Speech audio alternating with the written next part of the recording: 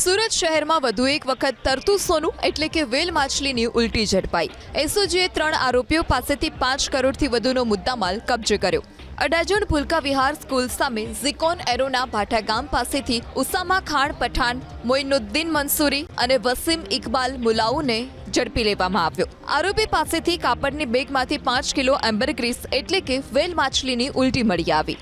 આરોપીઓ વેરાવળથી આ મુદ્દામાલ લઈને સુરત વેચાણ માટે આવ્યા। સુરત પોલીસની ટીમે પાલ વિસ્તારમાં વોચ ગોઠવી ત્રણેય આરોપીઓને ઝડપી પાડ્યા। એમ્બરગ્રીસનો ઉપયોગ પરફ્યુમના ઉદ્યોગમાં થાય છે।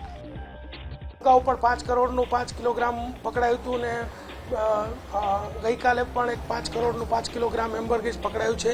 એમાં જે આરોપીઓ છે એમાંથી 2 આરોપીઓ વેરાવળના છે, વસીમ અને મોઇનુદ્દીન। તેઓ ત્યાંથી આ એમ્બરગ્રીસ જે છે એ લઈ અને અહીંયા સુરતની અંદર વેચવા માટે ફરતા હતા। એની સાથે એક નવસારીનો પણ ઉસ્માન ખાન કરીને જોડાયો હતો। આ 3 લોકો જ્યારે આ માછલીની ઉલટીને વેચવાની ફિરાકમાં હતા તે દરમિયાન એસઓજીની ટીમે એને ઝડપી પાડ્યા છે।